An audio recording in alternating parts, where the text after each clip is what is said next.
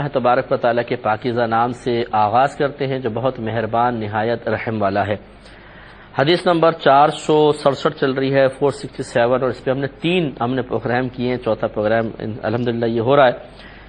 حضرت عبداللہ ابن عباس رضی اللہ تعالی عنہما بیان کرتے ہیں کہ نبی کریم صلی اللہ علیہ وسلم مرض الموت میں مبتلا تھے، ایک ایسے مرض میں جو پھر آپ کی وفات کا سبب بھی بن گیا،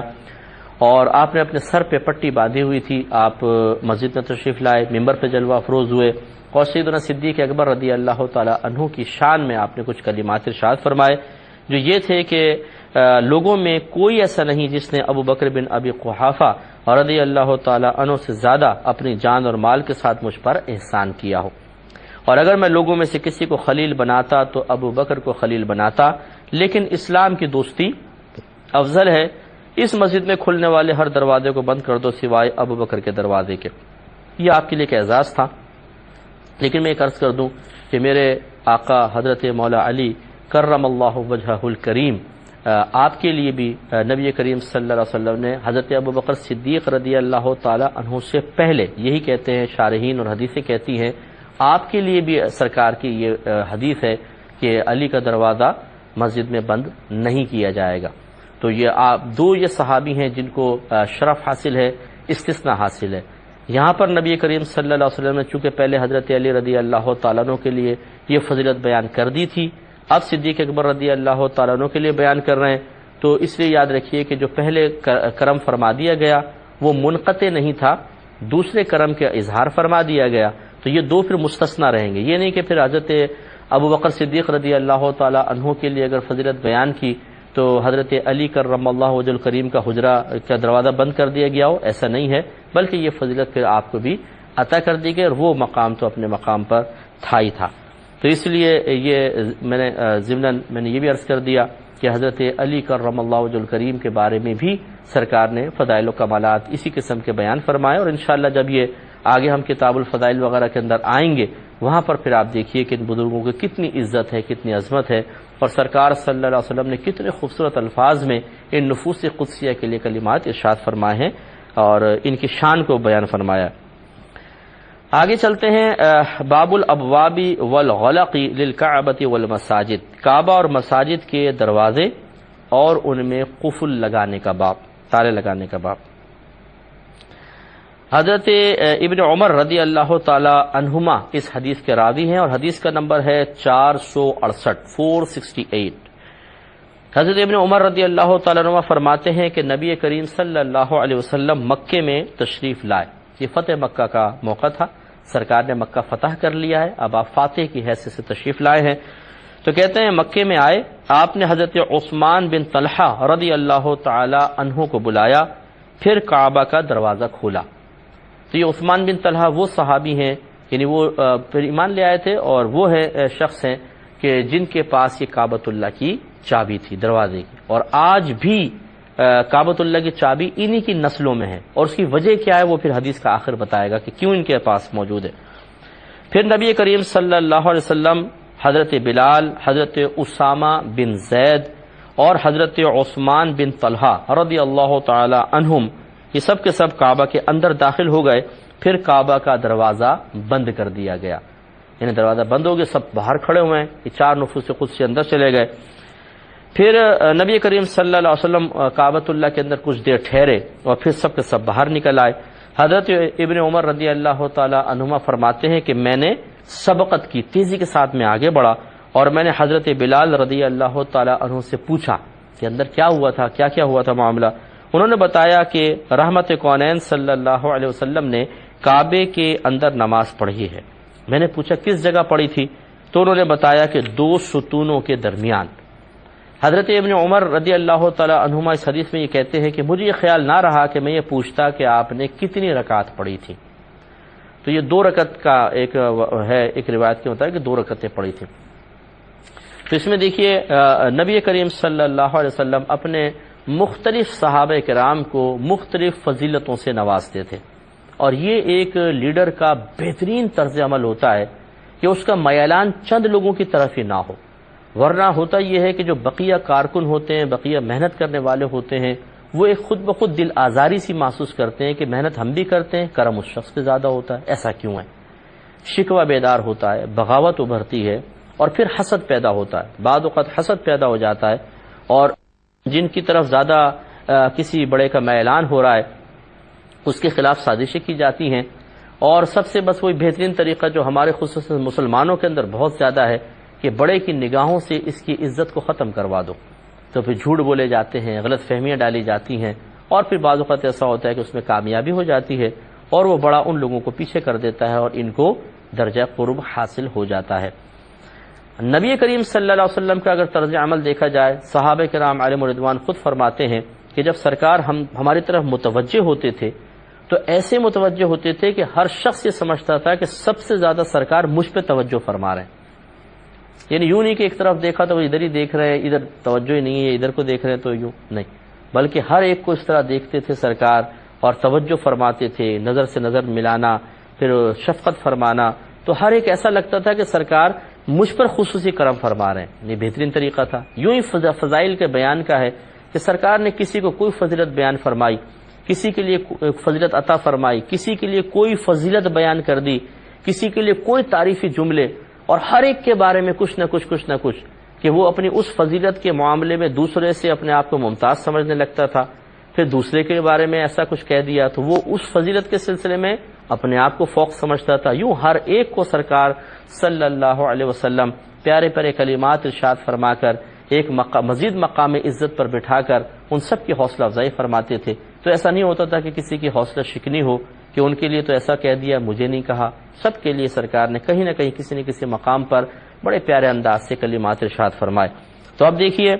سرکار اندر تشریف لے جا رہے ہیں، بڑے بڑے صحابہ موجود ہیں، لیکن اندر کون گئے؟ حضرت ابن عمر فرماتے ہیں کہ حضرت بلال، اسامہ بن زید، حضرت عثمان بن طلحہ، چوتھے خود سرکار صلی اللہ علیہ وسلم ہیں۔ تو اب یہاں پہ دیکھیں ان کو سرکار نے فضیلت عطا فرما دی اور بڑے بڑے صحابہ باہر کھڑے ہوئے ہیں۔ تو یوں بڑا پیارا سرکار کا طرز عمل تھا جس سے کسی کو بھی اس مجمع کثیر میں اپنی حقارت کا احساس نہیں ہوتا تھا۔ یہی ہونا چاہیے، حتی الامکان کوشش کرنی چاہیے، اور یہی معاملہ یاد رکھیں اپنی، یہ تو چلیں ایک متبعین تھے نا، اپنی اولاد میں بھی ہونا چاہیے۔ رحمت کونین صلی اللہ علیہ وسلم نے اولاد کے بارے میں ارشاد فرمایا کہ اپنی اولاد میں انصاف سے کام لو، عدل سے کام لو، فرمایا حتیٰ کہ بوسہ دینے میں۔ کیا مطلب کہ اگر تم پیار کرتے ہو ایک بچے کو تو دوسرے کو بھی پیار کرو،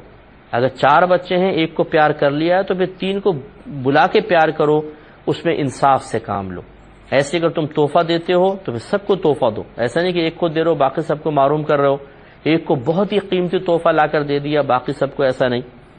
اور اس میں سرکار نے جب اولاد بیان فرمایا تو لڑکا لڑکی کو برابر کر دیا، یہ نہیں ہے کہ لڑکے پہ زیادہ شفقت لڑکی پہ کم، بلکہ ہم نے بعض روایت ایسی بھی پڑھی ہیں کہ رحمت کونین صلی اللہ علیہ وسلم ارشاد فرماتے ہیں کہ جب تم تحفہ دو تو ابتدا لڑکی سے کرو، بیٹی سے کرو، اور ایک روایت میں فرمایا کہ بیٹی کو بیٹے کے مقابلے میں 2 حصے عطا فرماؤ، یعنی 2 گنا تحفہ دو۔ زندگی کا معاملہ یہ ہے، وراثت کا مسئلہ تو قرآن میں بیان ہوا، وہ الگ بات ہے کہ لڑکے کے 2 حصے ہوتے ہیں، بچی کا 1 حصہ ہوتا ہے۔ سرکار تحفے تحائف کے سلسلے میں جو ارشاد فرما رہے ہیں اس میں بچیوں کو فوقیت دینے کے بارے میں، کیونکہ دل چھوٹا سا ہوتا ہے، نرم و نازک ہوتی ہیں، حساس ہوتی ہیں، جلدی فیل کر جاتی ہیں، جلدی دل ٹوٹ جاتا ہے، اس لیے سرکار نے ان کے اوپر خصوصی توجہ شفقت کے بارے میں ارشاد فرمایا۔ تو لہٰذا اب بہت سارے ایسے ہوتے ہیں جو مجھے سن رہے ہوں گے، شاید وہ بھی غور کریں کہ کسی بیٹے کو بہت زیادہ چومنا، پیار کرنا، کسی کو کم، کسی کو گود میں اٹھا کے نکل لینا، کسی کو چھوڑ دینا۔ اگر آپ نے ایک کو گود میں اٹھایا کسی مصلحت کی بنا پہ تو دوسرے وقت میں دوسرے کو اٹھائیں، اور یہ ظاہر بھی کر دیں کہ بھئی دیکھو میں نے پہلے تو آپ کو اٹھایا تھا، اب میں اس کو اٹھاؤں گا۔ یوں نہیں کہ آپ کو کوئی ایک بچہ بہت اچھا لگتا ہے، اس کا رنگ زیادہ گورا ہے، بہت زیادہ خوبصورت ہے، بہت زیادہ یا فرما برداری چلو کرتا ہے اگر بڑا ہے تو آپ اتنا زیادہ اس کے ساتھ ایک میلان کا رویہ رکھیں کہ باقی سب اس کو محسوس کرنے لگ جائیں، اور اپنے ہی بھائی کے سلسلے میں ان بھائی بہنوں کے دل میں قدورتیں پیدا ہو جائیں۔ یہ جو غیر منصفانہ والدین کا رویہ ہوتا ہے، اس سے گھر کا نظام بہت خراب ہوتا ہے۔ انہیں احساس بھی نہیں ہوتا کہ ہمارے اس رویے کی وجہ سے اولاد کے باطن میں کیا انقلاب پیدا ہو رہا ہے، کیا تبدیلیاں آ رہی ہیں۔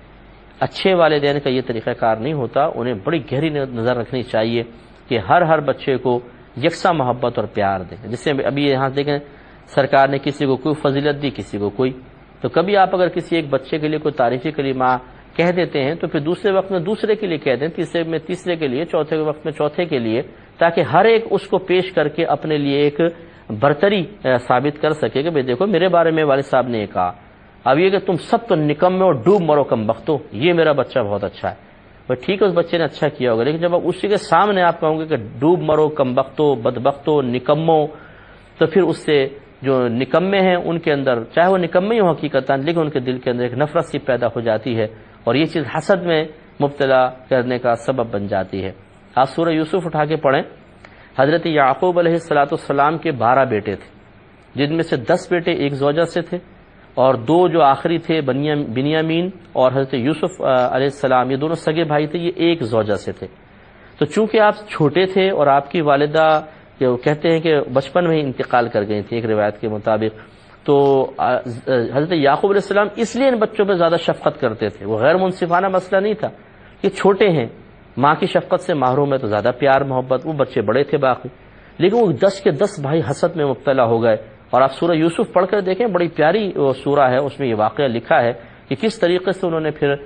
حضرت یوسف علیہ السلام کو حضرت یعقوب علیہ السلام سے عرصہ دراز تک دور رکھا، حتیٰ کہ یعقوب علیہ السلام ان کے غم میں روتے روتے اپنی بینائی سے محروم ہو گئے تھے۔ پھر یوسف علیہ السلام نے اپنی بعد میں بہت عرصے بعد قمیص مبارکہ بھیجی اور وہ آنکھوں پر ڈالی گئی تو بینائی واپس آئی۔ تو خلاصہ کلام یہ ہے کہ یہ قرآن میں بھی واقعہ بیان کیا گیا، اور یہ بھی ہمیں ایک درس دے رہا ہے کہ اپنی اولاد کے سلسلے میں بھی اس اعتبار سے بہت احتیاط سے کام لیا جائے کہ اگر ذرا بھی آپ نے غیر منصفانہ طرز اور رویہ اختیار کیا تو کسی کو باغی کر دیں گے، کسی کو دشمن بنا دیں گے، کسی کو آپ حاسد بنا دیں گے، اس لیے غور کرنا چاہیے، یا پھر احساس کمتری میں مبتلا کر دیں گے۔ یہ بھی ہوتا، یہ میرا بچہ بہت اچھا، یہ بہت اچھا پڑھا، یہ سب تھوڑا نکما ہے، نکھٹو ہے،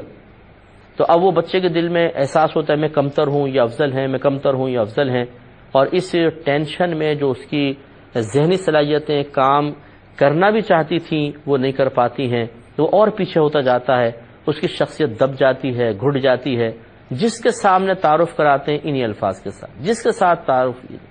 بھئی آپ کی اپنی اولاد ہے، کیوں اپنی اولاد کو سب کے سامنے بے عزت کرتے ہیں؟ آپ نے اگر سمجھانا ہے تنہائی میں سمجھائیں،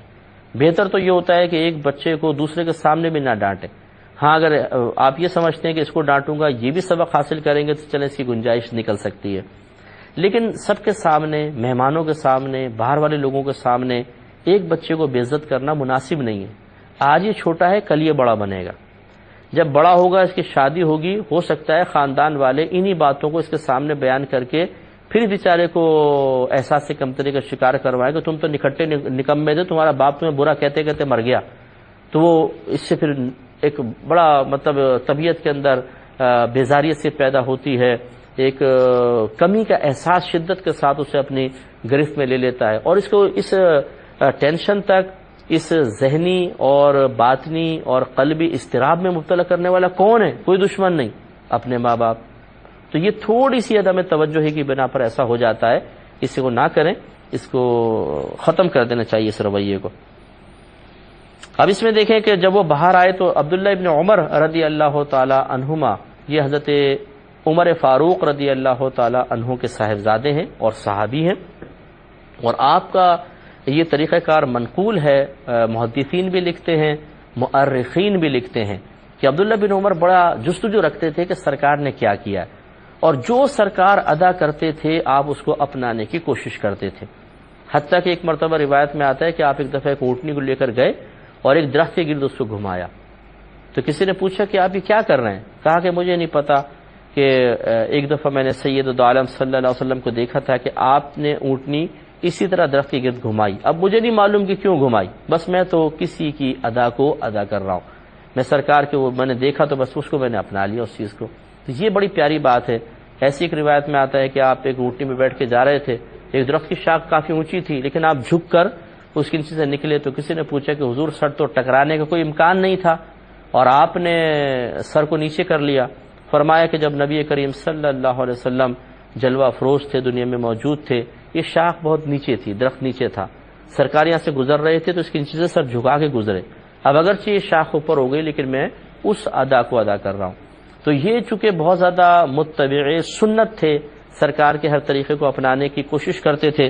تو یہ پھر کہتے ہیں میں فوراً آگے بڑھا اور میں نے حضرت بلال رضی اللہ تعالیٰ عنہ سے معاملہ پوچھا کہ کہاں نماز ادا کی تھی، کیسے ادا کی تھی وغیرہ، تو اس سے معلوم ہوا کہ جستجو ہونی چاہیے۔ اگر ہمارے بڑے ہمارے بزرگ کوئی کام کرتے ہیں تو اسی کام کو اختیار کرنے سے بڑی برکت حاصل ہوتی ہے، کافی فوائد حاصل ہوتے ہیں، اور ان کے کاموں کی جستجو رکھنا یہ صحابہ کرام علیہم الرضوان کا طریقہ اور سنت رہا ہے۔ یہاں عبداللہ بن عمر رضی اللہ تعالیٰ عنہ کا واقعہ ہے۔ آپ کو یاد ہوگا حضرت ابن عباس رضی اللہ تعالیٰ عنہ کا ایک واقعہ تھا۔ آپ نے اپنی خالہ میمونہ رضی اللہ تعالیٰ عنہا سے اجازت لی کہ کیا آپ مجھے اجازت دیتی ہیں کہ میں ایک رات حجرے میں گزار کر نبی کریم صلی اللہ علیہ وسلم کے جو رات کے معمولات ہیں ان کو دیکھ لوں، اور اجازت ملی اور آپ پھر وہاں پر سوئے تھے۔ یہ کافی حدیثیں 3-4 گزر چکی ہیں۔ تو خلاصہ کلام یہ کہ صحابہ کرام کے طریقہ رہا کہ سرکار کے اعمال کی جستجو رکھنا، اور ایسے اعمال جن کی جستجو رکھنے کی اجازت ہوتی ہے، یہ نہیں کہ دروازے جھانک کر دیکھ رہے ہیں کیا کر رہے ہیں کیا نہیں، تو معیوب ہے اور غلط چیز ہے۔ جہاں سرکار کی اجازت ہے وہاں پر آپ بالکل کوشش کرتے تھے کہ رحمت کونین صلی اللہ علیہ وسلم کے طریقہ کار کو جانا جائے اور اس کو اپنایا جائے تاکہ برکات حاصل ہوں۔ ہمیں بھی ایسا کرنا چاہیے کہ بزرگوں کے معاملات جانیں اور اس کو اپنائیں۔ اگلی حدیث پر آتے ہیں، باب دخول المشرک المسجد، مشرک کا مسجد میں داخل ہونے کا باب۔ یہ حدیث گزر چکی ہے، اس کا ٹکڑا آپ سنیں گے تو جو ریگولر سننے والے سمجھ جائیں گے۔ حدیث نمبر ہے 469۔ حضرت ابو ہریرہ رضی اللہ تعالی عنہ بیان کرتے ہیں کہ نبی کریم صلی اللہ علیہ وسلم نے گھوڑے سواروں کا ایک دستہ نجد کی طرف بھیجا۔ وہ بنو حنیفہ کہ یہ قبیلہ ہے بنو حنیفہ، اس کے ایک شخص کو گرفتار کر کے لے آئے جس کا نام ثمامہ بن اسال تھا۔ انہوں نے اس کو مسجد کے ستونوں میں سے ایک ستون کے ساتھ باندھ دیا۔ یہ پیچھے روایت گزر گئی ہے۔ پھر سرکار نے 3 دن تک ان کو تقریباً باندھے رکھا